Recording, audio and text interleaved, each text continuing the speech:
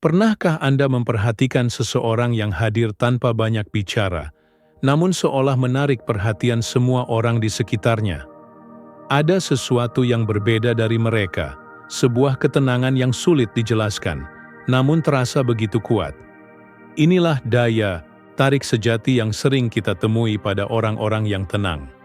Para filsuf Stoik, seperti Marcus Aurelius, percaya bahwa ketenangan bukanlah sekadar sikap pasif, melainkan hasil dari penguasaan diri. Mereka memahami satu kebenaran sederhana namun mendalam. Kita tidak selalu bisa mengendalikan apa yang terjadi di luar, tetapi kita selalu bisa mengendalikan apa yang terjadi di dalam.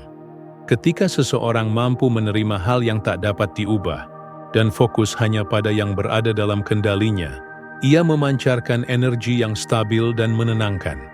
Itulah yang membuat orang tenang tampak begitu menarik, karena dalam dunia yang penuh kebisingan dan kekacauan, mereka menjadi seperti oase, tempat di mana jiwa orang lain merasa aman.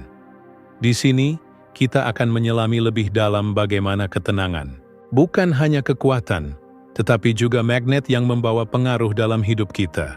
Poin 1. Mereka memahami batas kendali. Di dalam hidup, seringkali kita terjebak dalam lingkaran emosi yang tak terkendali. Kita marah ketika sesuatu tidak berjalan sesuai rencana. Kita kecewa saat orang lain tak memenuhi ekspektasi kita. Kita cemas, bahkan takut, akan hal-hal yang belum tentu terjadi. Namun, pernahkah kita berhenti sejenak untuk bertanya, dari semua hal yang menguras energi kita ini, mana yang benar-benar berada dalam kendali kita? Ini adalah pertanyaan yang menjadi inti dari ajaran filsafat Stoikisme, sebuah aliran pemikiran yang sudah ada sejak ribuan tahun lalu. Para filsuf Stoik, seperti Epictetus dan Marcus Aurelius, mengajarkan satu prinsip mendasar. Dalam hidup, ada dua hal yang harus kita bedakan dengan jelas, apa yang berada dalam kendali kita, dan apa yang tidak. Apa yang berada dalam kendali kita, pikiran kita, pilihan kita, tindakan kita, respon kita terhadap situasi, dan apa yang tidak berada dalam kendali kita, hampir semua hal di luar diri kita, cuaca, opini orang lain, masa lalu, bahkan hasil dari usaha kita sekalipun. Bayangkan ini sejenak.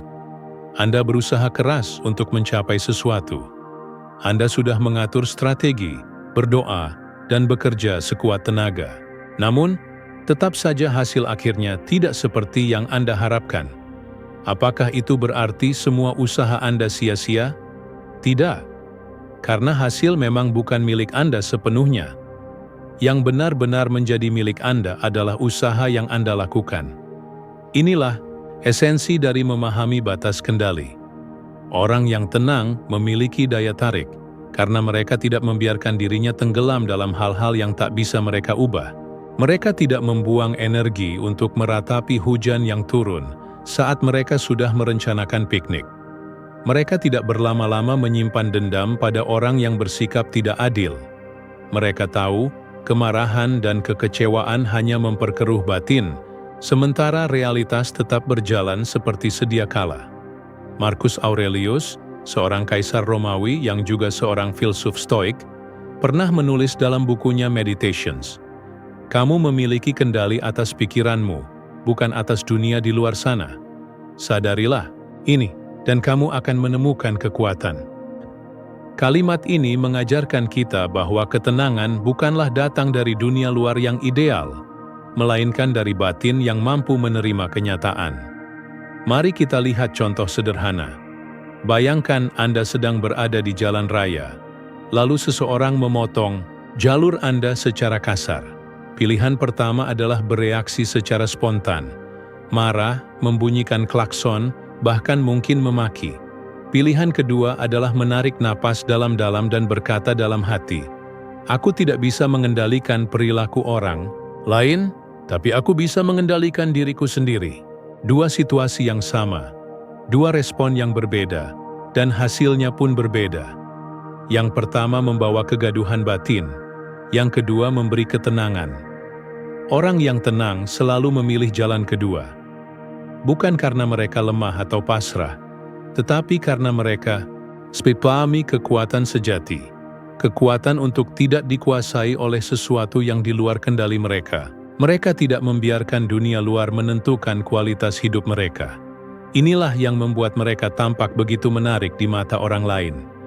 Dalam dunia yang penuh kegelisahan dan drama, mereka seperti batu karang yang tetap kokoh, meski ombak terus menghantam.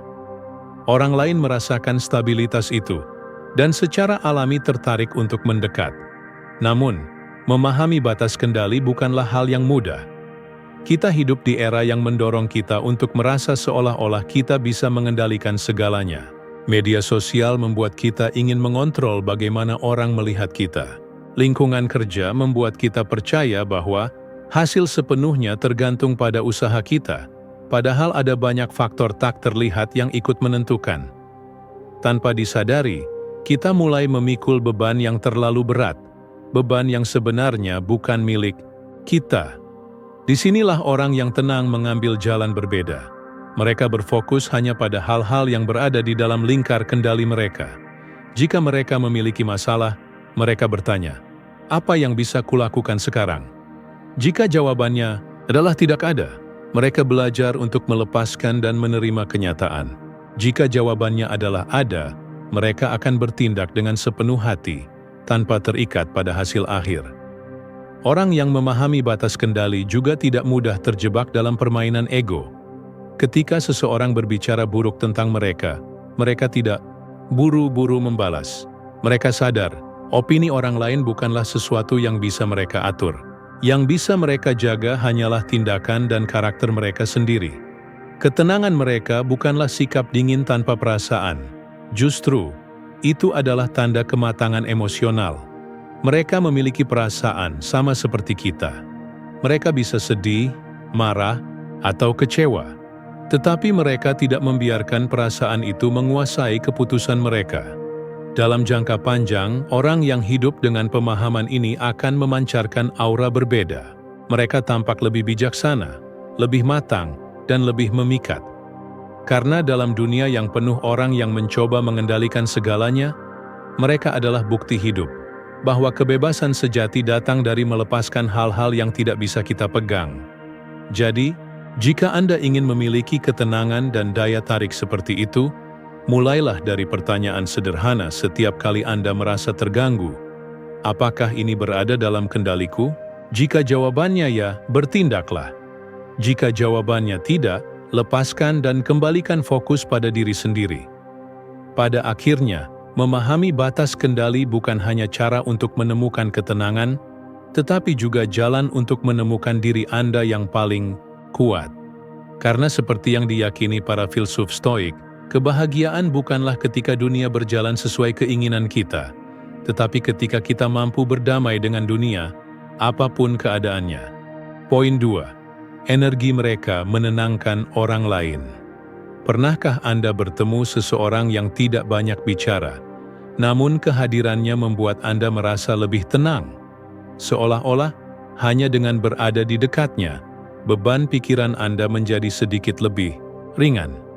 Mereka tidak selalu memberi solusi, bahkan seringkali mereka hanya diam, mendengarkan, dan hadir sepenuh hati. Namun anehnya, energi yang mereka pancarkan terasa menenangkan, seperti air yang mengalir tenang di tengah badai. Fenomena ini bukanlah kebetulan. Orang yang tenang memiliki energi batin yang stabil, dan energi itu dapat dirasakan oleh orang-orang di sekitarnya. Di dunia yang penuh kebisingan, di mana hampir semua orang terburu-buru, mudah marah, dan penuh kecemasan, mereka menjadi seperti oasis yang menyegarkan. Ketenangan yang mereka miliki bukan hanya berdampak pada diri mereka sendiri, tetapi juga menular kepada orang lain. Dalam filosofi Stoikisme, ada pemahaman mendalam bahwa keadaan batin kita memengaruhi lingkungan sekitar. Marcus Aurelius, seorang kaisar Romawi sekaligus filsuf Stoik, pernah menulis, "Seseorang tidak perlu berteriak untuk menunjukkan kekuatannya. Kekuatan sejati tampak dalam ketenangan yang tidak tergoyahkan." Ketenangan sejati bukan hanya untuk dinikmati sendiri, tetapi juga menjadi mercusuar bagi mereka yang tersesat dalam badai emosinya.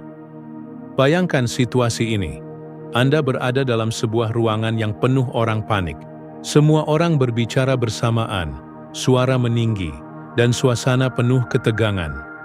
Di tengah kekacauan itu ada satu orang yang tetap duduk tenang, berbicara perlahan, dan tidak terburu-buru mengambil keputusan.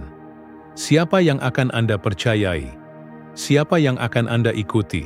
Kebanyakan dari kita akan tertarik kepada orang yang tetap stabil, karena secara naluriah kita mencari ketenangan ketika kita merasa kacau. Energi menenangkan ini tidak datang secara instan. Itu adalah hasil dari proses panjang mengendalikan pikiran dan emosi. Orang yang tenang memahami bahwa mereka tidak bisa selalu mengubah dunia luar, tetapi mereka bisa memilih bagaimana dunia luar memengaruhi batin mereka. Ketika orang lain marah, mereka tetap netral. Ketika situasi tak menentu, mereka tetap berpijak pada logika, bukan pada ketakutan. Inilah inti dari stoikisme. Menguasai diri sendiri agar tidak diperbudak oleh emosi maupun keadaan. Ketika seseorang mencapai titik ini, mereka memancarkan aura yang berbeda. Bukan aura yang terlihat dengan mata, tetapi sesuatu yang dapat dirasakan. Orang-orang di sekitarnya akan merasa aman, seolah berada di pelukan ketenangan. Seperti pohon besar yang akarnya menghujam dalam, mereka tidak mudah tumbang meski angin kencang bertiup. Mari kita ambil contoh dalam kehidupan sehari-hari. Bayangkan seorang pemimpin di tempat kerja. Saat perusahaan menghadapi masalah besar, sebagian orang mulai menyalahkan satu sama lain, sebagian lagi dilanda kepanikan. Namun sang pemimpin tetap berbicara dengan tenang, tidak terburu-buru menyalahkan siapapun, hanya fokus mencari solusi. Tanpa banyak kata, sikapnya memberikan rasa percaya diri kepada timnya. Jika dia tetap tenang, berarti kita masih bisa mengatasi ini. Ketenangan seperti itu bukan hanya membuat orang lain merasa aman, tetapi juga memotivasi mereka untuk ikut bertindak dengan kepala dingin. Orang yang tenang juga memiliki kekuatan untuk mendengarkan dengan penuh kesadaran. Di dunia modern yang serba cepat, kebanyakan orang hanya ingin berbicara, jarang yang benar-benar mau mendengarkan. Ketika Anda bertemu seseorang yang benar-benar mendengarkan tanpa menghakimi, tanpa tergesa-gesa memberi saran, Anda akan merasa dihargai. Inilah mengapa orang yang tenang sering menjadi tempat curhat banyak orang. Mereka membawa energi yang tidak menghakimi, dan itu membuat orang lain merasa diterima apa adanya. Namun, perlu dipahami, menjadi orang yang memancarkan energi tenang bukan berarti Anda harus selalu diam atau tidak boleh menunjukkan emosi. Ketenangan bukanlah ketiadaan perasaan, melainkan kemampuan untuk tidak membiarkan perasaan mengendalikan tindakan Anda. Sama seperti air yang mengalir, kadang tenang, kadang bergelombang, tetapi selalu mengikuti alurnya dengan elegan. Energi menenangkan ini juga lahir dari rasa percaya diri yang mendalam. Orang yang gelisah seringkali terjebak dalam kebutuhan untuk membuktikan diri, untuk terlihat kuat, untuk selalu benar. Sebaliknya, orang yang tenang tidak perlu membuktikan apa pun kepada siapapun. Mereka sadar bahwa nilai diri mereka tidak ditentukan oleh opini orang lain. Inilah prinsip stoikisme yang penting.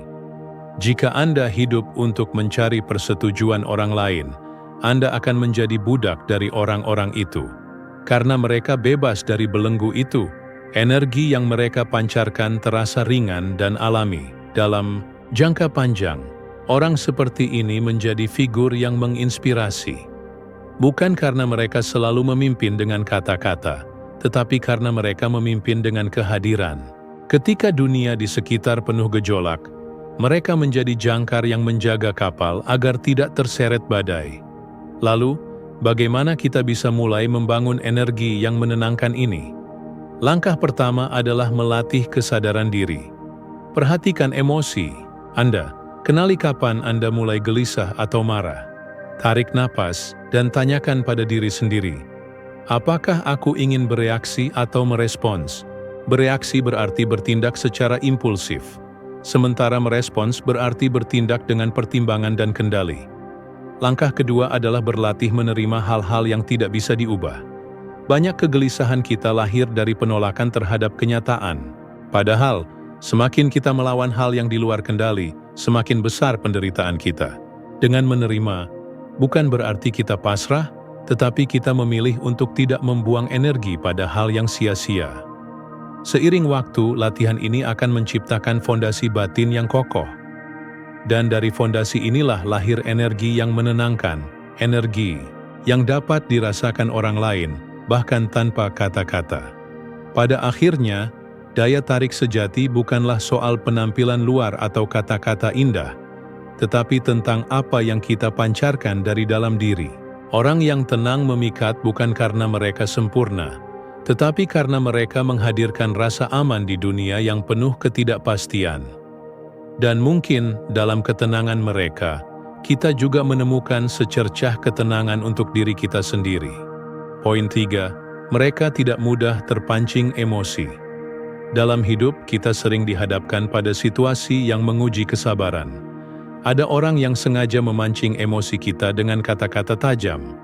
Ada peristiwa yang datang tiba-tiba dan merusak rencana yang telah kita susun dengan matang.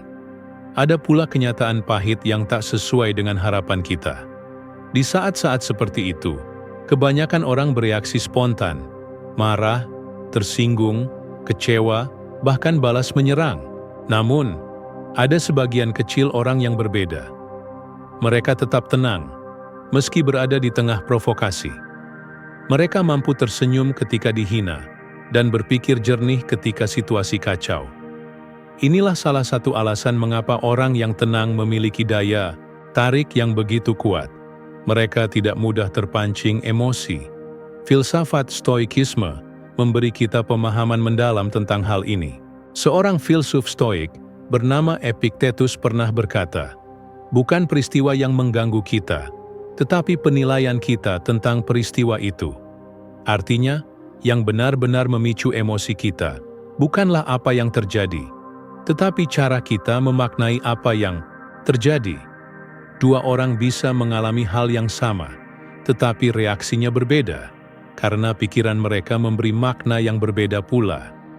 Bayangkan Anda sedang berkendara, dan tiba-tiba seseorang memotong jalan Anda secara kasar. Orang pertama mungkin akan segera membunyikan klakson, memaki, bahkan mengejar pengendara itu dengan penuh amarah.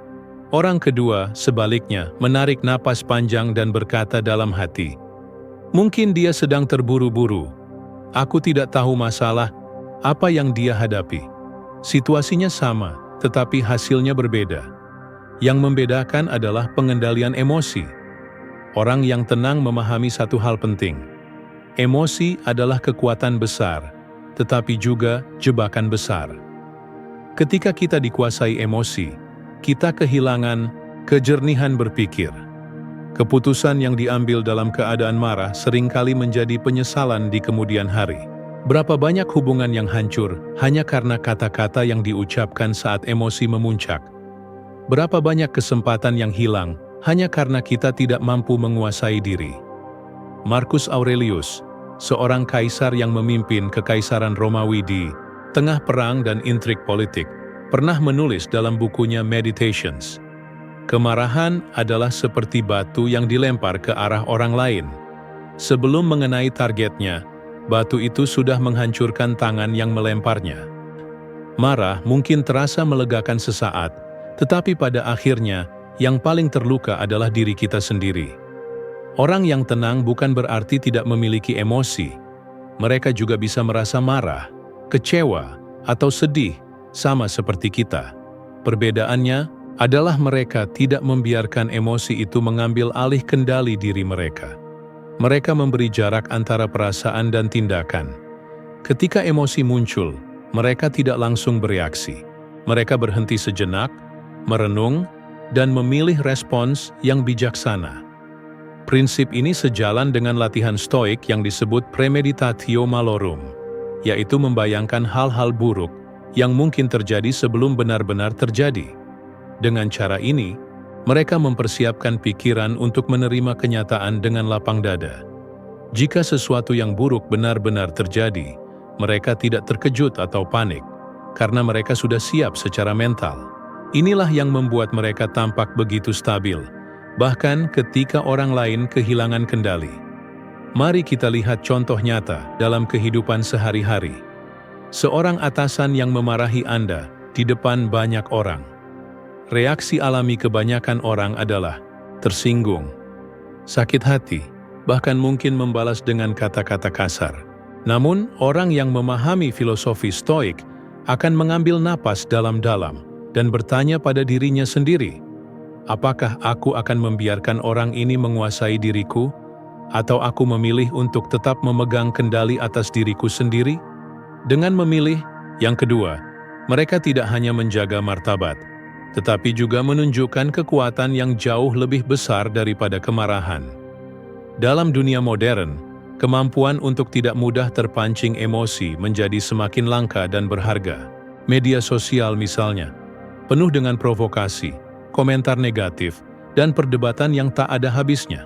Setiap hari kita diberi pilihan, ikut terseret dalam arus kemarahan, atau berdiri tegak sebagai orang yang tidak mudah goyah. Orang yang memilih untuk tetap tenang akan terlihat berbeda. Mereka menjadi suara yang jernih di tengah kebisingan. Dan orang-orang akan secara alami tertarik pada mereka, karena dalam diri mereka terdapat sesuatu yang kita semua rindukan, kedamaian. Namun, mencapai ketenangan seperti ini tidak mudah. Diperlukan latihan yang konsisten. Langkah pertama adalah menyadari pemicu emosi kita. Apa yang biasanya membuat kita marah? Apa yang membuat kita gelisah? Dengan mengenali pemicu itu, kita bisa bersiap untuk merespons dengan lebih bijaksana. Langkah kedua adalah mengambil jeda sebelum bereaksi. Saat emosi muncul, berhentilah sejenak. Tarik napas, hitung sampai 5. Dalam jeda yang singkat itu, kita memberi ruang bagi logika untuk berbicara. Seringkali, hanya dengan mengambil jeda, kita bisa menghindari keputusan yang kita sesali. Langkah ketiga adalah mengubah cara kita memaknai peristiwa. Seperti kata Epictetus, yang membuat kita marah bukanlah peristiwa itu sendiri, tetapi interpretasi kita terhadapnya. Jika kita memilih untuk melihat peristiwa dari sudut pandang yang lebih luas, emosi negatif akan perlahan mereda. Misalnya, ketika seseorang menghina kita, kita bisa berkata dalam hati, kata-katanya adalah cerminan dirinya, bukan diriku. Dengan perspektif ini, kita tetap memegang kendali, dan orang itu kehilangan kekuatannya atas kita. Orang yang tidak mudah terpancing emosi memancarkan wibawa yang tak tergantikan. Di mata orang lain, mereka terlihat seperti pemimpin alami, seseorang yang dapat diandalkan ketika keadaan sulit. Mereka tidak perlu berteriak untuk menunjukkan kekuatan. Ketenangan mereka sudah cukup untuk memberi rasa percaya pada orang lain. Pada akhirnya, kemampuan untuk menguasai emosi bukan hanya tentang memikat orang lain, tetapi juga tentang membebaskan diri sendiri. Karena ketika kita hidup dengan marah dan reaktif, kita sebenarnya menjadi budak dari orang lain dan keadaan luar. Namun ketika kita memilih untuk tetap tenang, kita menjadi tuan atas diri sendiri. Jadi, lain kali ketika Anda merasa emosi mulai membara, ingatlah prinsip sederhana ini. Apakah aku ingin bereaksi atau aku ingin merespons? Reaksi adalah tindakan yang dipicu oleh emosi sesaat, sedangkan respons adalah pilihan yang lahir dari kebijaksanaan. Dan dalam setiap momen kehidupan, pilihan itu selalu ada di tangan kita. Poin 4. Fokus pada solusi, bukan masalah. Dalam hidup, kita semua pasti pernah menghadapi masalah. Besar atau kecil, masalah selalu hadir tanpa diundang. Bisa berupa kegagalan yang menyakitkan, kritik yang menjatuhkan, atau situasi sulit yang membuat kita merasa terjebak tanpa jalan keluar.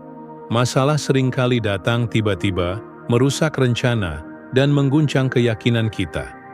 Namun, pernahkah Anda memperhatikan bagaimana dua orang bisa menghadapi masalah yang sama, tetapi menghasilkan hasil yang sangat berbeda? Satu orang larut dalam keluhan, merasa tidak berdaya, dan akhirnya menyerah. Sementara orang lain tetap tegak berdiri, mencari celah, dan akhirnya menemukan jalan keluar. Apa yang membedakan keduanya? Jawabannya sederhana namun mendalam. Fokus. Orang yang pertama fokus pada masalah, sementara orang yang kedua fokus pada solusi. Fokus adalah energi. Ketika kita terus-menerus memusatkan perhatian pada masalah, kita memberi masalah itu kekuatan yang lebih besar dari seharusnya. Seperti kaca pembesar yang memusatkan cahaya matahari hingga mampu membakar kertas, pikiran kita juga dapat memperbesar rasa takut, cemas, dan marah, sehingga masalah terasa lebih berat dari kenyataan. Namun, ketika fokus itu dialihkan pada solusi, pikiran kita mulai bergerak menuju pertumbuhan, bukan keterpurukan. Prinsip ini sejalan dengan ajaran Stoikisme. Marcus Aurelius, seorang kaisar Romawi sekaligus filsuf Stoik, pernah menulis, "Jangan habiskan waktu mengeluh tentang apa yang tidak bisa diubah. Jika masalah ada di luar kendalimu, belajarlah menerima. Jika masih dalam kendalimu, bertindaklah segera." Ini adalah pesan yang sederhana, namun penuh kekuatan. Berhenti membuang energi pada keluhan, dan gunakan energi itu untuk bertindak. Bayangkan seseorang kehilangan pekerjaan. Orang yang hanya fokus pada masalah akan menghabiskan waktunya dengan berkata, "Kenapa ini terjadi padaku? Ini tidak adil. Aku tidak tahu harus bagaimana." Semakin ia berbicara seperti itu, semakin besar rasa putus asa yang ia rasakan. Namun, orang yang fokus pada solusi akan berkata, "Baik, ini memang sulit. Tapi apa langkah kecil yang bisa kulakukan sekarang?" Mungkin ia mulai memperbarui CV, mencari peluang baru, atau mengembangkan keterampilan yang selama ini terabaikan. Hasil akhirnya, ia bergerak maju, bukan terjebak dalam lumpur penyesalan. Fokus pada solusi tidak berarti mengabaikan realitas, atau berpura-pura masalah tidak ada. Sebaliknya, itu berarti menghadapi kenyataan dengan kepala dingin, lalu memilih untuk memusatkan perhatian pada hal yang bisa diperbaiki. Ini adalah sikap aktif, bukan pasif. Dan ini pula yang membedakan orang yang tenang dengan orang yang mudah goyah. Orang yang fokus pada masalah biasanya terjebak dalam pola pikir negatif. Mereka terlalu sering bertanya, "Mengapa ini terjadi padaku?" Padahal pertanyaan itu jarang menghasilkan jawaban yang berguna. Sementara orang yang fokus pada solusi bertanya, "Apa yang bisa kulakukan sekarang untuk membuat keadaan sedikit lebih baik?" Pertanyaan ini sederhana, tetapi mengubah arah pikiran dari keluhan menuju tindakan. Dalam Stoikisme, ada konsep yang disebut dichotomy of control, pemisahan antara hal-hal yang berada dalam kendali kita dan hal-hal yang tidak. Masalah seringkali mencampurkan keduanya. Jika kita terus memusatkan perhatian pada aspek yang di luar kendali, seperti sikap orang lain atau kondisi dunia yang tidak adil, kita hanya akan menambah penderitaan. Namun, ketika kita fokus pada hal-hal yang bisa kita kendalikan, pikiran, pilihan, dan tindakan, kita menemukan kekuatan sejati. Itulah fokus pada solusi yang sesungguhnya. Mari kita lihat contoh lain dalam dunia kerja. Sebuah tim proyek menghadapi kendala besar, tenggat waktu yang ketat, sumber daya yang terbatas, dan tekanan dari atasan. Anggota tim yang fokus pada masalah akan berkata, "Kita tidak mungkin berhasil, ini terlalu sulit, semua ini salah manajemen." Ucapan seperti ini hanya memperburuk suasana, membuat orang lain semakin stres. Namun, seorang pemimpin yang fokus pada solusi akan berkata, "Baik, situasinya memang sulit, tapi mari kita lihat apa yang bisa kita lakukan dengan sumber daya yang ada. Kita mungkin tidak bisa mengubah tenggat waktu, tapi kita bisa mengatur prioritas." Sikap seperti ini bukan hanya memecahkan masalah, tetapi juga menularkan rasa percaya diri kepada seluruh tim. Fokus pada solusi juga berkaitan erat dengan ketenangan batin. Ketika kita terlalu memikirkan masalah, emosi negatif seperti cemas, marah, atau takut akan menguasai pikiran kita. Emosi ini mengaburkan penilaian, membuat kita sulit berpikir jernih. Namun, dengan mengalihkan fokus pada langkah-langkah konkret yang bisa diambil, kita meredakan gejolak emosi dan membuka ruang bagi kejernihan. Dalam kondisi tenang, kita bisa melihat jalan yang sebelumnya tampak tertutup. Salah satu latihan praktis untuk melatih fokus pada solusi adalah mengubah bahasa internal kita. Ketika menghadapi tantangan, coba perhatikan kata-kata yang Anda gunakan dalam hati.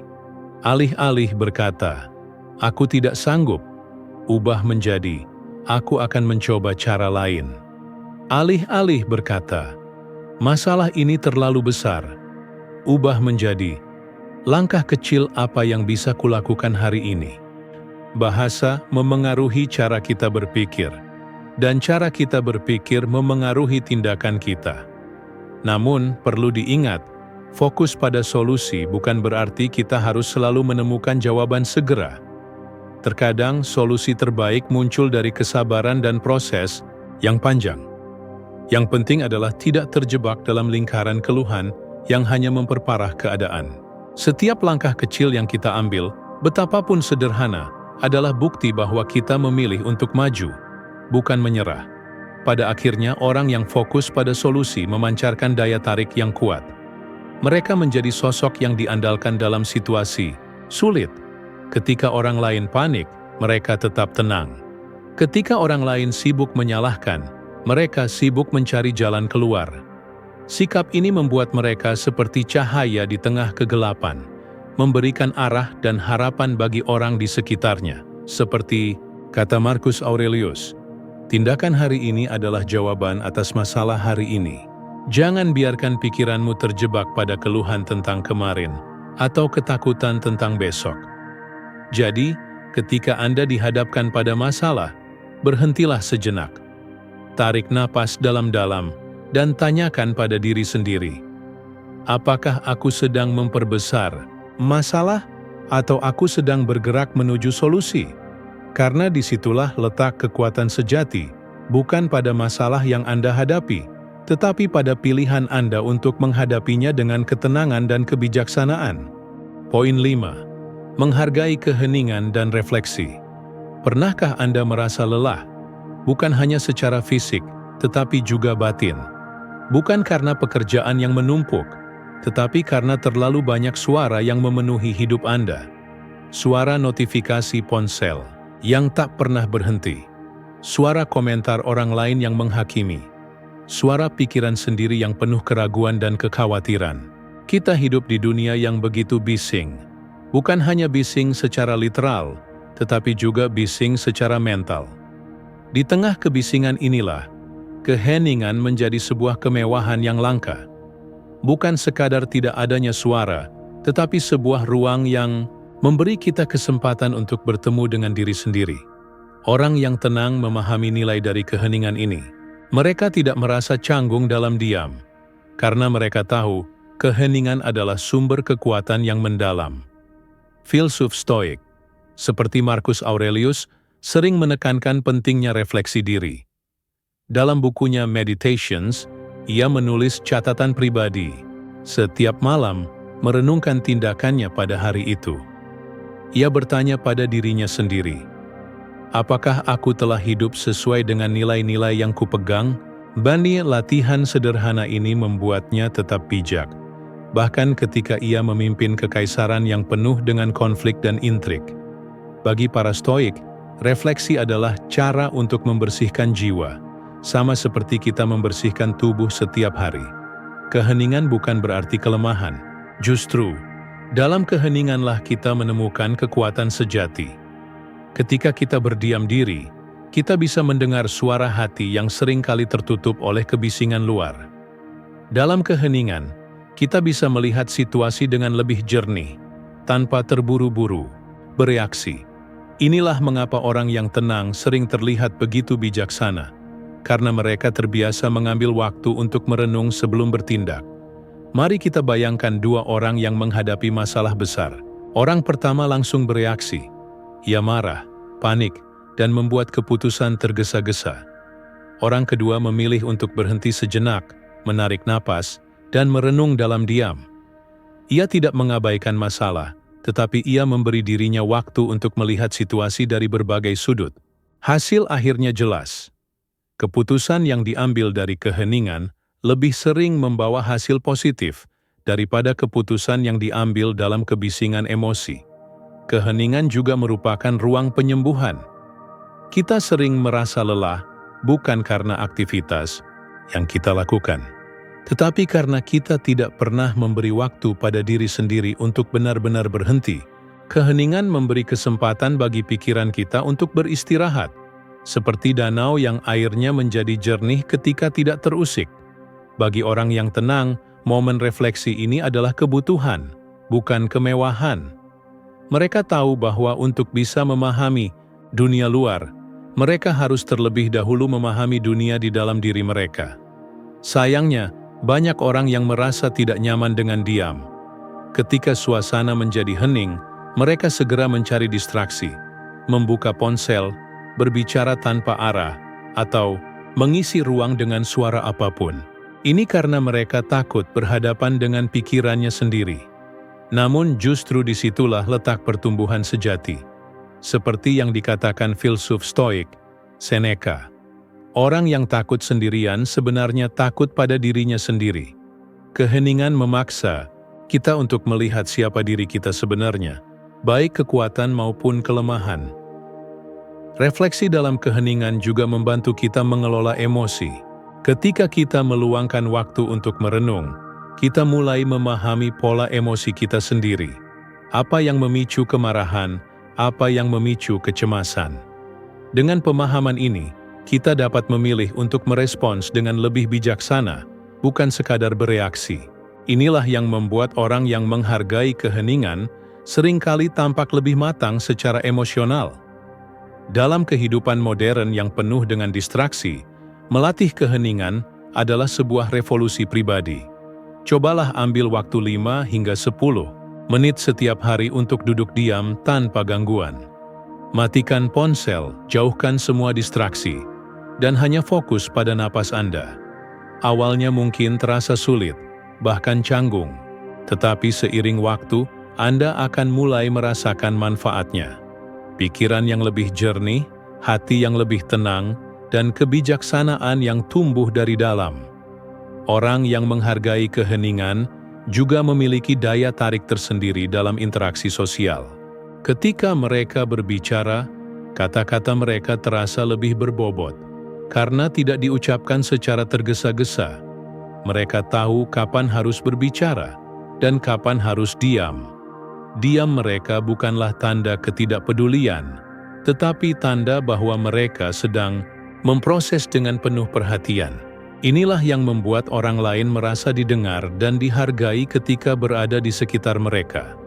Keheningan dan refleksi juga memberi kita perspektif yang lebih luas tentang hidup. Seringkali kita terlalu larut dalam masalah kecil sehingga lupa melihat gambaran besar.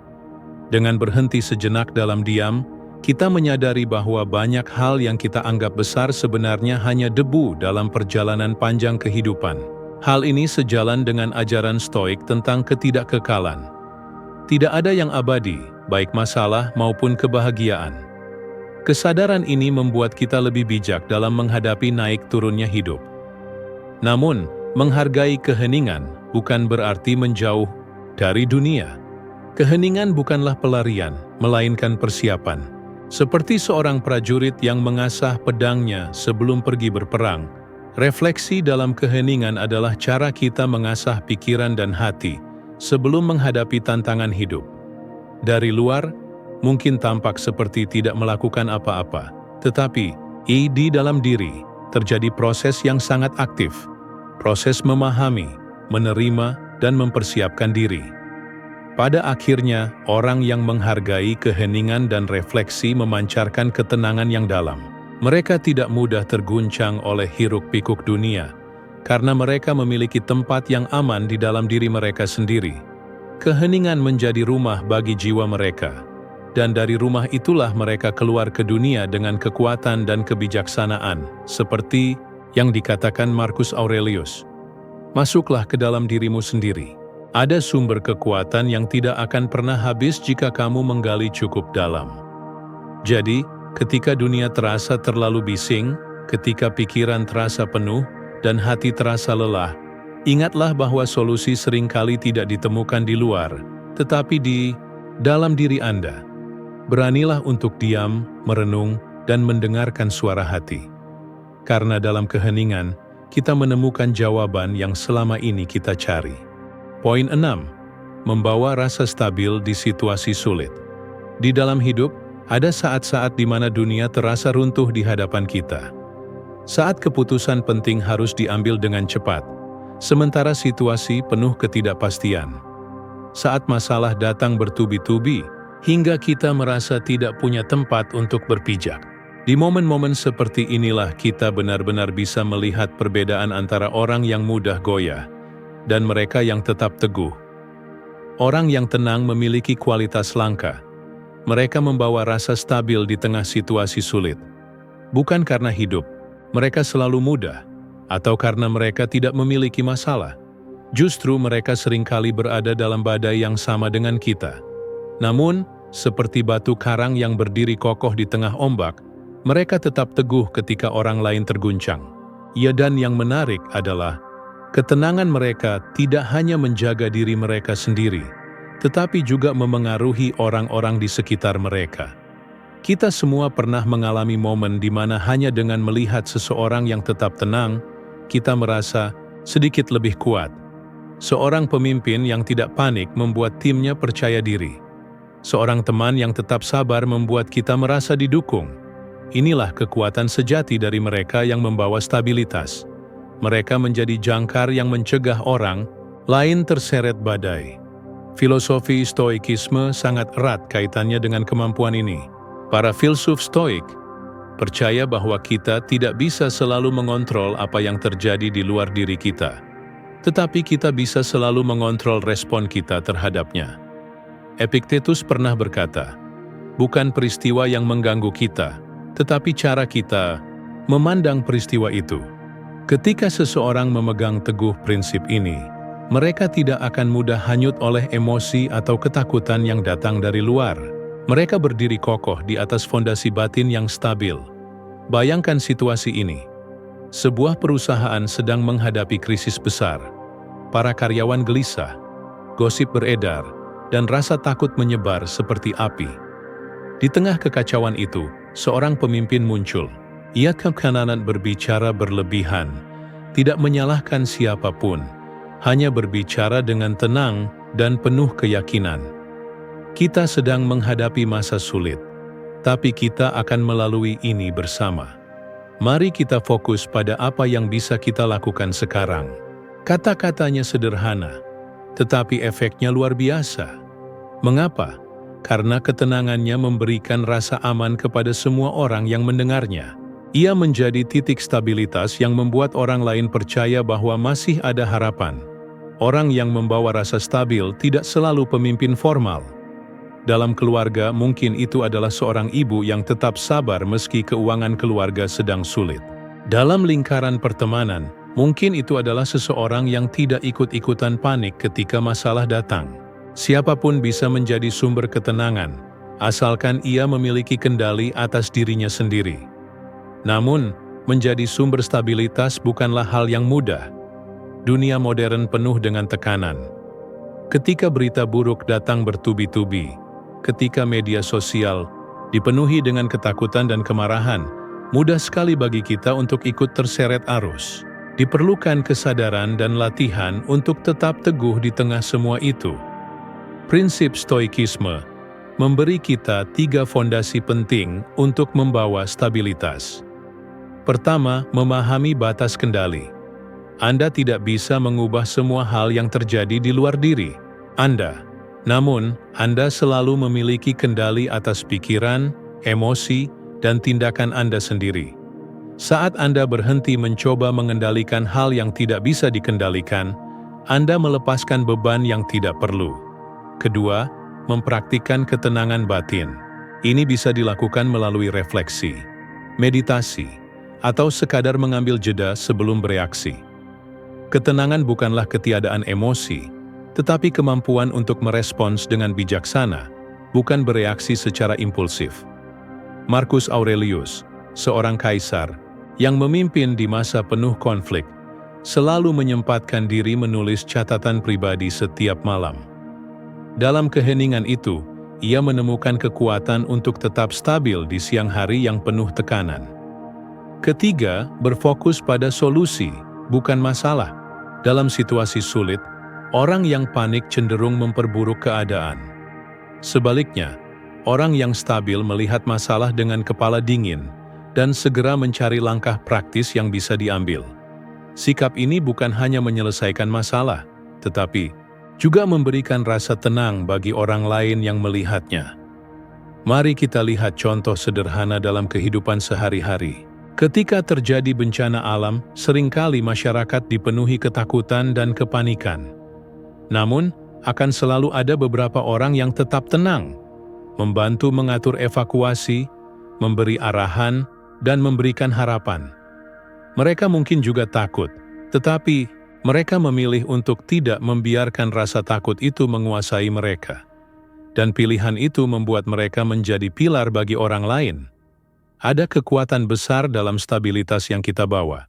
Ketika kita tetap tenang, orang lain merasakannya, bahkan tanpa kata-kata. Energi batin itu menular, seperti lilin yang menyalakan lilin lain tanpa kehilangan cahayanya. Semakin banyak orang yang terinspirasi oleh ketenangan kita, semakin besar pula dampak positif yang bisa kita ciptakan.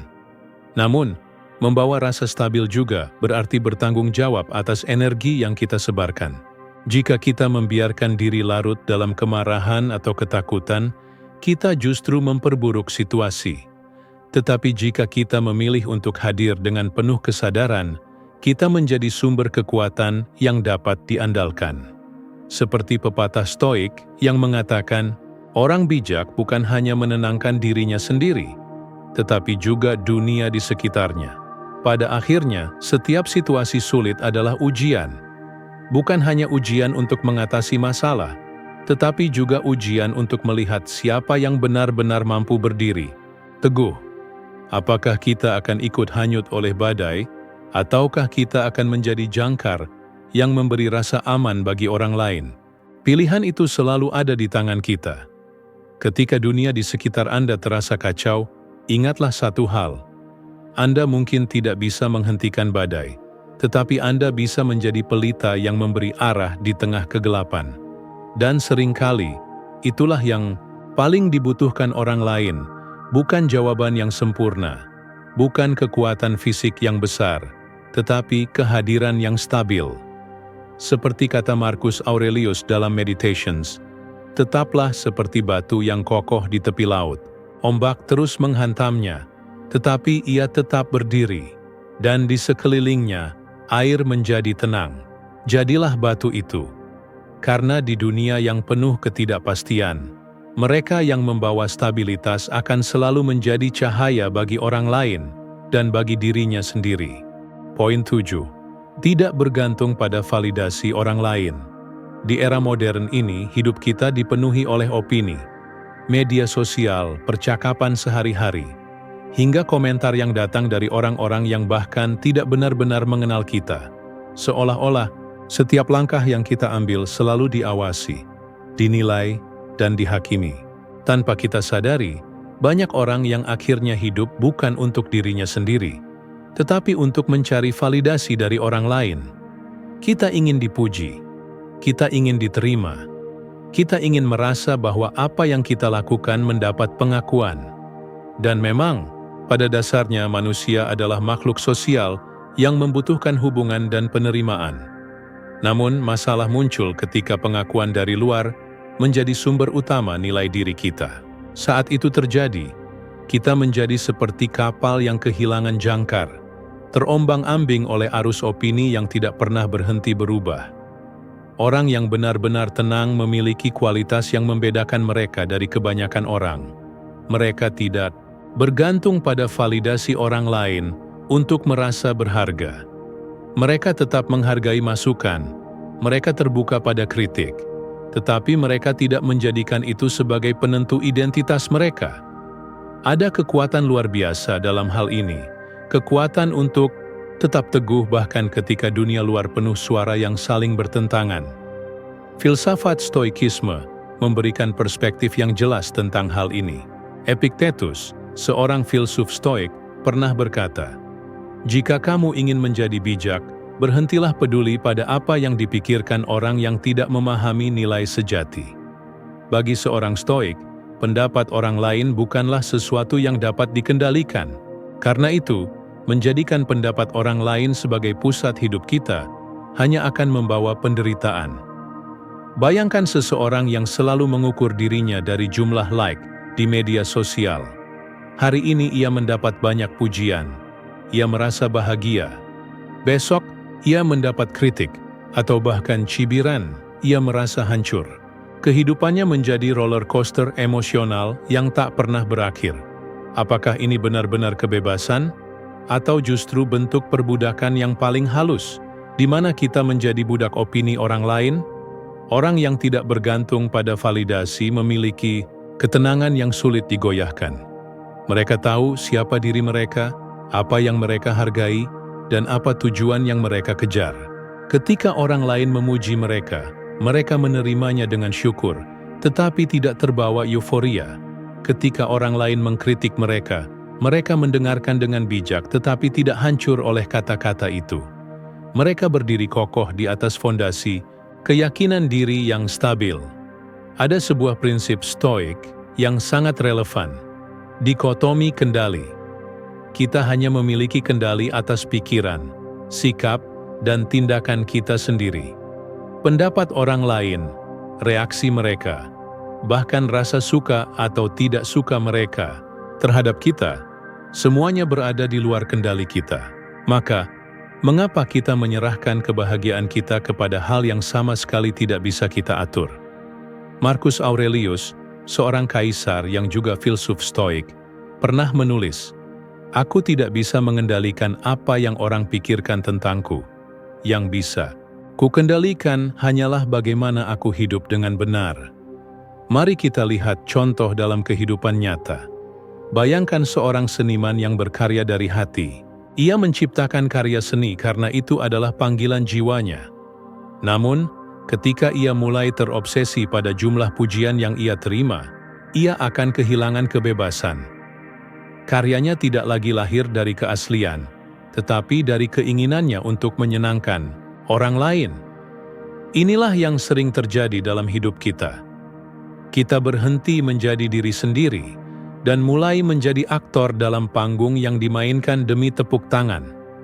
Orang yang tenang memahami bahwa pengakuan terbesar adalah pengakuan dari diri sendiri.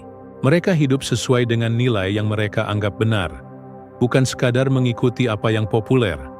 Hal ini memberi mereka kekuatan untuk berkata tidak ketika orang lain berusaha memaksakan kehendak.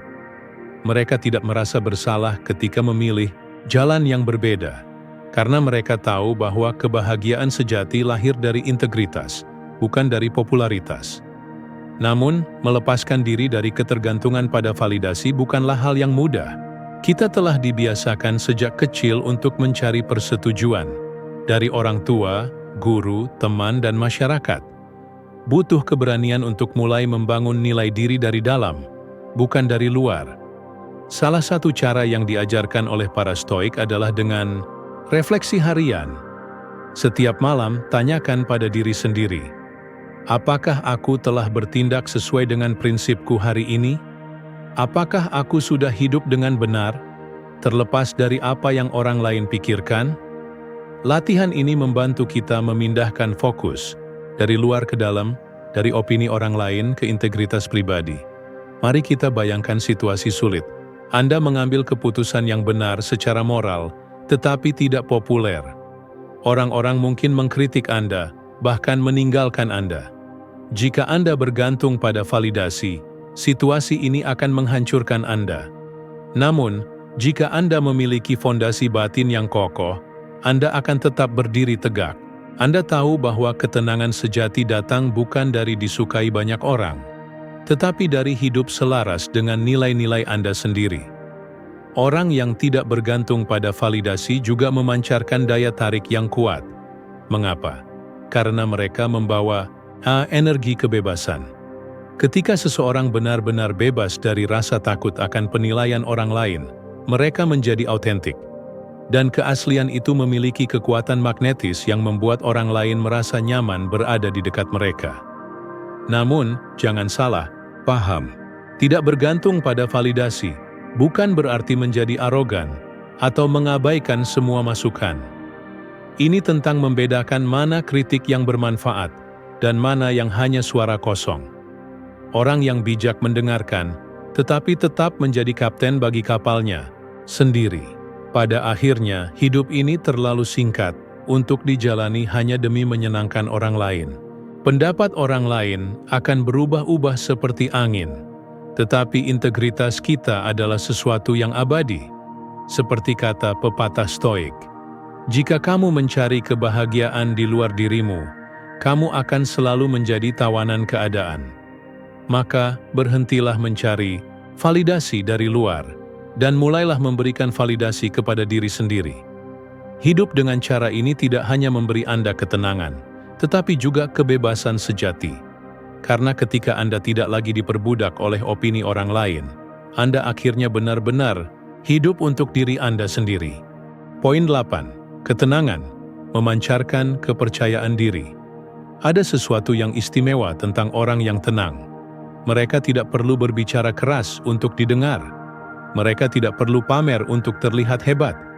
Namun, kehadiran mereka membawa kesan yang kuat, seakan-akan mereka memegang kendali penuh atas diri dan hidup mereka.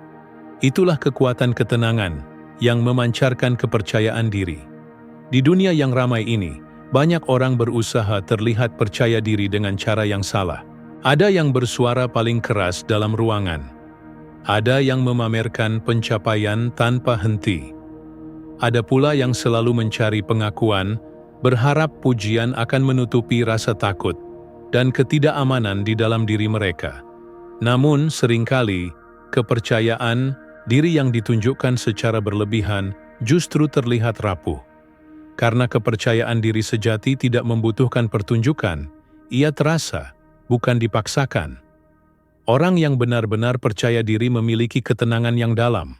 Mereka tidak merasa perlu membuktikan apapun kepada siapapun. Mereka tahu nilai diri mereka, bahkan jika dunia tidak melihatnya.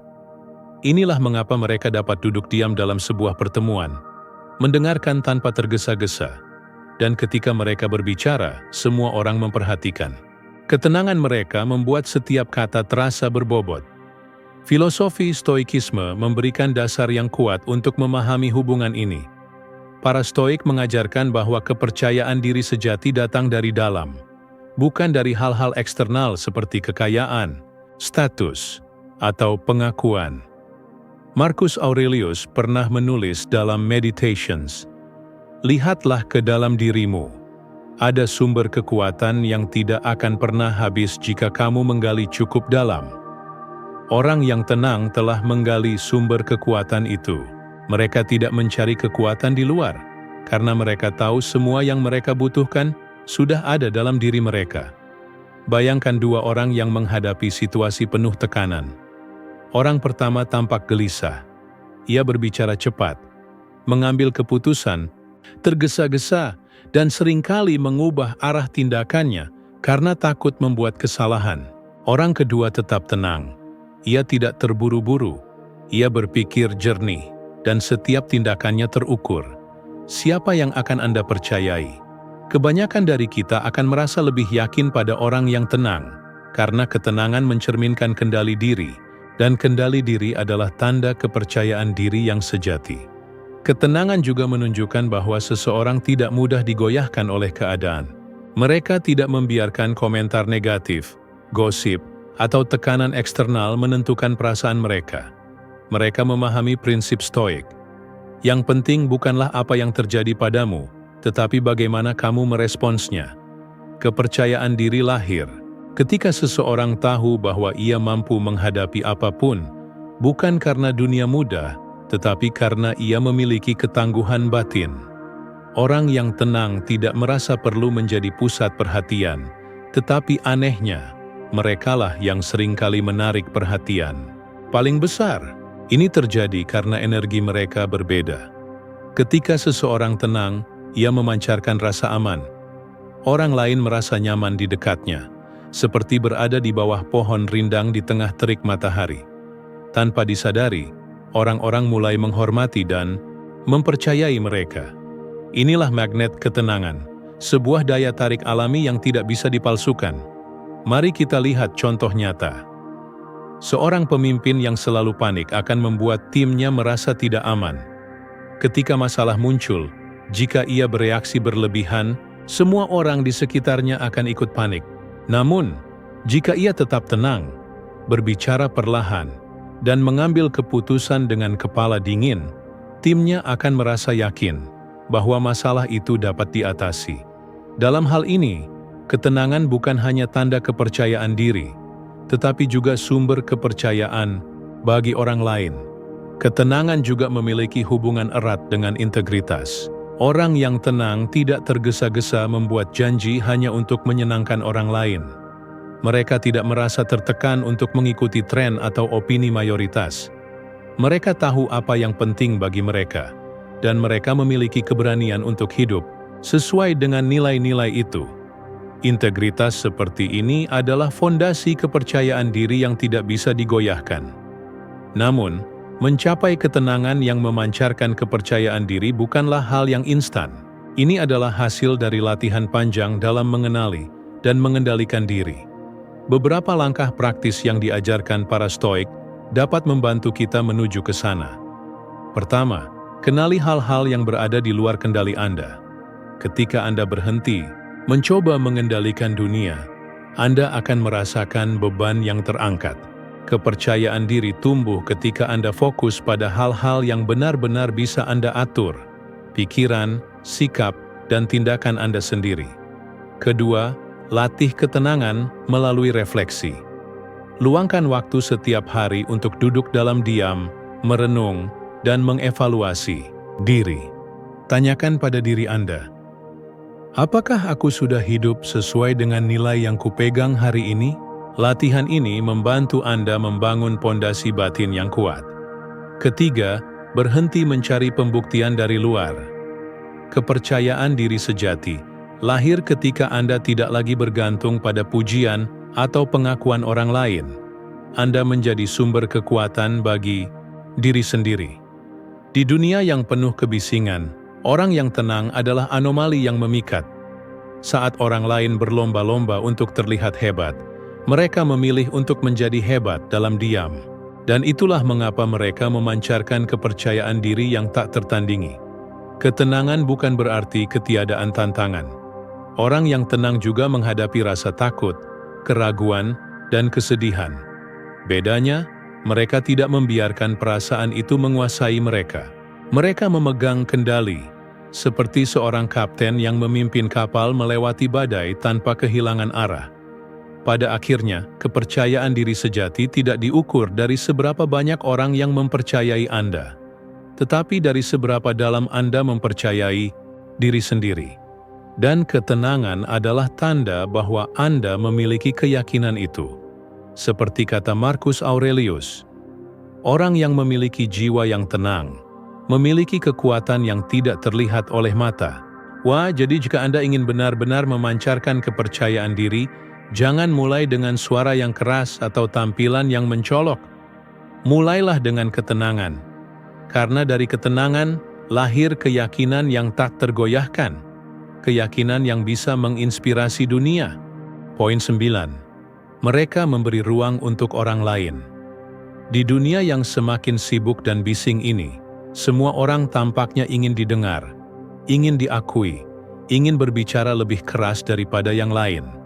Tetapi jarang sekali ada orang yang benar-benar memberi ruang untuk orang lain, ruang untuk berbicara, ruang untuk merasa, ruang untuk menjadi diri mereka sendiri, tanpa takut dihakimi. Orang yang tenang memiliki kemampuan istimewa. Mereka tidak hanya hadir secara fisik, tetapi juga secara emosional. Mereka tidak memenuhi ruangan dengan egonya. Mereka tidak tergesa-gesa memberi nasihat hanya demi terlihat bijak. Sebaliknya, mereka memberikan ruang aman bagi orang lain untuk mengekspresikan diri. Dan dalam ruang itu, orang-orang merasa dihargai, didengarkan, bahkan dipahami, meski mungkin tidak satu kata pun diucapkan. Dalam filosofi Stoikisme, ini sejalan dengan konsep mengendalikan diri dan menghormati dunia luar. Marcus Aurelius pernah menulis, "Kamu memiliki kendali atas pikiranmu sendiri, bukan atas pikiran orang lain." Jadi, belajarlah untuk memahami, bukan untuk memaksakan. Orang yang tenang memahami bahwa mereka tidak bisa memaksakan pandangan mereka kepada orang lain. Mereka memilih untuk mendengar lebih banyak daripada berbicara. Mereka memberikan ruang, karena mereka tahu setiap orang sedang melalui pertempuran batinnya masing-masing. Bayangkan percakapan sehari-hari yang biasa kita alami. Banyak orang yang mendengar bukan untuk memahami, tetapi untuk mempersiapkan jawaban. Mereka menunggu giliran untuk berbicara, bukan benar-benar mendengarkan. Berbeda dengan orang yang tenang. Mereka hadir sepenuhnya dalam percakapan, memperhatikan kata-kata, ekspresi, bahkan emosi yang tidak terucapkan. Hal ini menciptakan rasa aman yang langka. Orang lain merasa diterima, bukan diadili. Kemampuan untuk memberi ruang juga berkaitan erat dengan pengendalian ego. Ego selalu ingin menjadi pusat perhatian. Ego ingin membuktikan diri paling pintar, paling benar, dan paling penting. Tetapi orang yang tenang tidak dikendalikan oleh ego mereka. Mereka tidak merasa terancam ketika orang lain bersinar. Mereka justru memberikan kesempatan bagi orang lain untuk tumbuh. Bahkan ketika itu berarti mereka sendiri harus mundur selangkah. Ini adalah tanda kekuatan sejati, bukan kelemahan.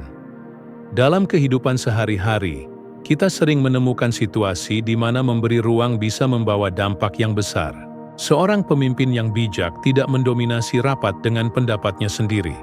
Sebaliknya, ia memberi kesempatan kepada timnya untuk berbicara, berbagi ide, dan bahkan berdebat. Dengan cara ini, setiap orang merasa dihargai dan didengar, yang pada akhirnya memperkuat rasa kebersamaan dan tanggung jawab. Begitu juga dalam hubungan pribadi. Ketika pasangan atau teman kita sedang terluka, mereka tidak selalu membutuhkan solusi. Seringkali, yang mereka butuhkan hanyalah seseorang yang mau duduk bersama mereka dalam diam, memberi ruang bagi emosi mereka untuk mengalir tanpa dihakimi. Filsuf Stoik Epictetus mengajarkan bahwa kita harus menerima orang lain sebagaimana mereka adanya. Bukan untuk mengubah mereka sesuai keinginan kita, tetapi untuk memahami bahwa mereka memiliki jalan hidupnya sendiri. Dengan memberi ruang, kita menunjukkan rasa hormat terhadap kebebasan dan individualitas orang lain. Ini adalah bentuk kasih, sayang yang paling dalam. Karena tidak semua orang membutuhkan nasihat, tetapi semua orang membutuhkan penerimaan. Memberi ruang juga berarti tidak terburu-buru menyelamatkan atau memperbaiki orang lain. Seringkali, dalam niat baik kita justru menghalangi pertumbuhan mereka. Bayangkan seorang mentor yang selalu memberikan jawaban siap pakai.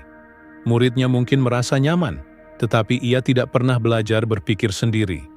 Sebaliknya, seorang mentor yang bijak memberi pertanyaan, memberi waktu, memberi ruang. Dalam ruang itulah murid belajar, berkembang, dan akhirnya menemukan kebijaksanaannya sendiri. Ada keheningan yang kuat dalam tindakan memberi ruang. Diam yang bukan tanda ketidakpedulian, tetapi tanda penghormatan. Diam yang memberi pesan, "Aku di sini untukmu. Aku percaya kamu mampu menemukan jalanmu sendiri." Ketenangan seperti ini menciptakan hubungan yang lebih dalam dan lebih tulus, baik dalam persahabatan, keluarga, maupun hubungan profesional. Namun, memberi ruang bukan berarti mengorbankan diri sendiri, atau membiarkan orang lain melewati batas. Ini adalah tentang menyeimbangkan empati dengan batasan sehat. Orang yang tenang memahami batas kendali mereka. Mereka dapat mendukung, tetapi mereka tidak dapat menjalani hidup orang lain. Seperti yang diajarkan Stoikisme, tugas kita adalah mengendalikan diri kita sendiri, bukan memaksakan kendali atas orang lain. Mari kita bayangkan sebuah situasi sulit. Seseorang yang kita sayangi sedang membuat keputusan yang kita anggap salah. Naluri pertama kita mungkin adalah memaksanya untuk berubah, untuk mendikte pilihannya. Tetapi orang yang bijak tahu bahwa tekanan seringkali hanya memperburuk keadaan. Mereka memilih untuk memberi ruang, tidak berarti setuju, tetapi memberikan kesempatan bagi orang tersebut untuk belajar dari pengalamannya. Terkadang, pelajaran terbesar hanya bisa dipahami ketika seseorang menjalaninya sendiri. Ketika kita memberi ruang, kita juga memberi kebebasan bagi diri kita sendiri. Kita melepaskan beban yang tidak seharusnya kita pikul. Beban untuk memperbaiki semua orang. Beban untuk selalu menjadi pahlawan. Kita menyadari bahwa setiap orang memiliki jalannya sendiri. Dan kita hanya bisa berjalan berdampingan, bukan menggantikan langkah mereka. Di dunia yang dipenuhi oleh orang-orang yang ingin mendominasi, orang yang memberi ruang adalah anomali, yang memikat. Mereka membuat orang lain merasa aman untuk menjadi diri sendiri. Dan ketika seseorang merasa aman, mereka akan menunjukkan sisi terbaik mereka. Hubungan yang dibangun di atas rasa saling menghormati, seperti ini jauh lebih kuat dan lebih bermakna. Seperti pepatah kuno, bunga mekar bukan karena dipaksa, tetapi karena diberi ruang dan waktu untuk tumbuh. Ya, begitu pula manusia. Ketika kita memberi ruang, kita membantu orang lain mekar menjadi versi terbaik dari diri mereka sendiri. Pada akhirnya, memberi ruang bukan hanya hadiah yang kita berikan kepada orang lain. Ini juga hadiah bagi diri kita sendiri. Karena saat kita belajar memberi ruang, kita membebaskan diri dari ego, dari kebutuhan untuk selalu mengendalikan, dan dari rasa takut akan kehilangan. Kita menemukan ketenangan dalam menerima bahwa setiap orang, termasuk kita sendiri, adalah makhluk yang terus berkembang. Dan seperti kata Marcus Aurelius, hiduplah dengan cara yang tidak menghalangi perjalanan orang lain, tetapi juga tidak membiarkan perjalanan mereka menghalangi jalanmu. Itulah seni sejati dari memberi ruang. Seni yang lahir dari ketenangan, kebijaksanaan, dan cinta yang tidak bersyarat. Poin 10. Mereka menjadi inspirasi dalam kehidupan yang bising. Kita hidup di zaman yang penuh kebisingan. Bukan hanya kebisingan suara, tetapi kebisingan informasi, opini, dan tuntutan yang datang dari segala arah.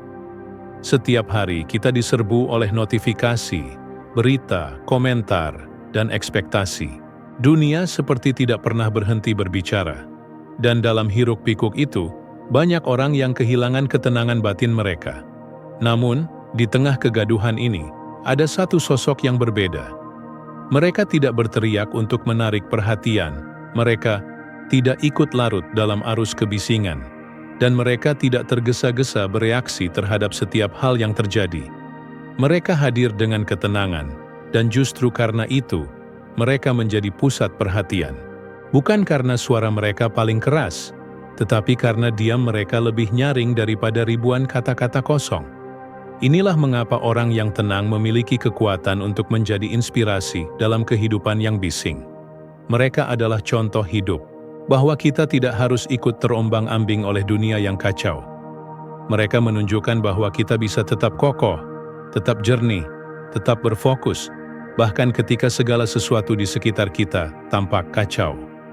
Filosofi Stoikisme memberikan landasan yang jelas untuk ini.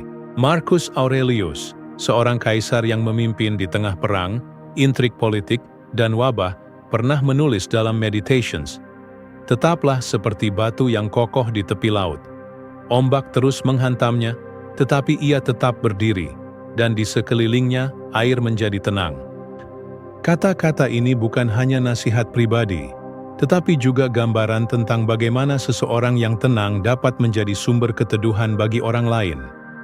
Orang yang tenang tidak hanya mengendalikan diri mereka sendiri, tetapi juga memberikan teladan. Ketika dunia bereaksi dengan kemarahan, mereka merespons dengan kebijaksanaan. Ketika orang lain panik, mereka tetap tenang. Ketika banyak orang saling menyalahkan, mereka fokus mencari solusi.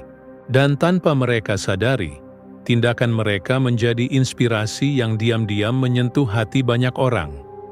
Mari kita bayangkan situasi nyata. Dalam sebuah perusahaan yang menghadapi krisis, para karyawan mulai kehilangan harapan. Ruang kerja dipenuhi desas-desus, ketakutan, dan rasa frustrasi. Lalu seorang pemimpin muncul dapwe, ia tidak memberikan pidato panjang penuh janji kosong. Ia hanya berbicara perlahan, jelas dan tegas. Kita sedang menghadapi masa sulit, tetapi kita tidak akan menghadapinya dengan ketakutan.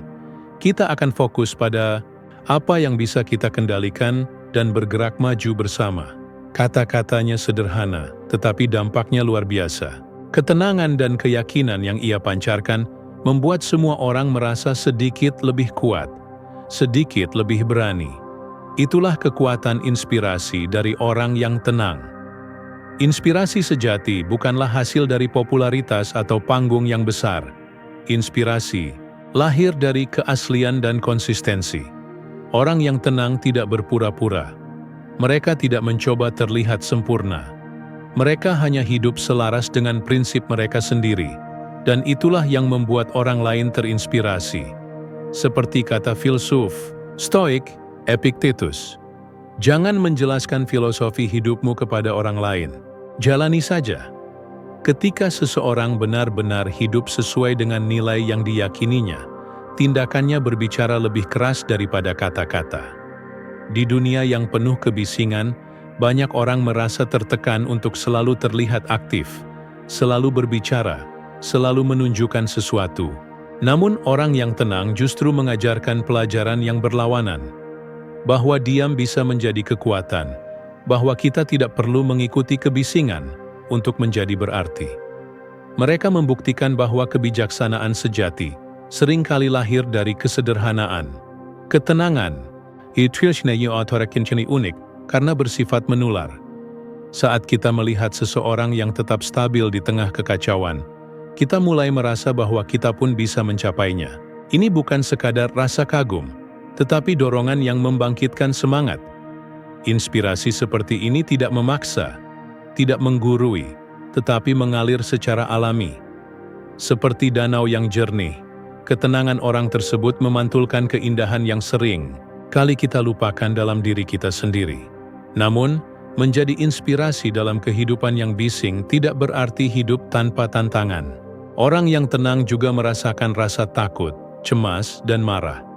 Bedanya mereka tidak diperbudak oleh perasaan itu. Mereka mengakui emosi yang muncul, lalu memilih respons yang bijaksana. Inilah yang membuat mereka berbeda. Bukan ketiadaan emosi, tetapi kemampuan untuk mengelola emosi. Memberikan inspirasi juga berarti memberi harapan. Ketika orang melihat bahwa ada seseorang yang mampu tetap teguh di tengah badai, mereka mulai percaya bahwa mereka juga bisa melakukannya. Dan dalam dunia yang penuh kebisingan, harapan adalah sesuatu yang sangat langka dan sangat berharga. Cobalah perhatikan orang-orang yang benar-benar menginspirasi Anda. Mungkin mereka bukan yang paling banyak bicara. Mungkin mereka bukan yang paling sering muncul di panggung. Tetapi mereka memiliki satu kesamaan. Mereka hidup dengan ketenangan dan tujuan yang jelas. Dan tanpa mereka sadari, kehadiran mereka menjadi mercusuar yang memberi arah bagi orang-orang yang tersesat dalam kegaduhan dunia. Pada akhirnya, inspirasi sejati adalah tentang kehadiran, bukan hanya tentang kata-kata. Ketika Anda hidup dengan tenang, Anda menunjukkan kepada orang lain bahwa ada jalan lain selain kekacauan yang mereka hadapi. Anda menjadi bukti nyata bahwa ketenangan bukan sekadar mimpi, tetapi sesuatu yang bisa diraih. Seperti kata Marcus Aurelius, jadilah seperti cahaya yang tidak berbicara, tetapi memberi terang. Di dunia yang penuh kebisingan, Anda tidak perlu berteriak untuk memberi dampak. Cukup dengan tetap tenang, tetap konsisten, dan tetap hadir dengan kesadaran penuh. Itu sudah cukup untuk menjadi inspirasi. Jadi, ketika Anda merasa terhimpit oleh kebisingan dunia, ingatlah bahwa ketenangan Anda bukan hanya untuk diri Anda sendiri. Ketenangan itu bisa menjadi hadiah bagi orang lain, sebuah pengingat bahwa bahkan di tengah hiruk-pikuk, selalu ada tempat untuk kedamaian. Dan mungkin, tanpa Anda sadari, ketenangan Anda akan menjadi api kecil yang menyalakan harapan di hati seseorang yang hampir menyerah.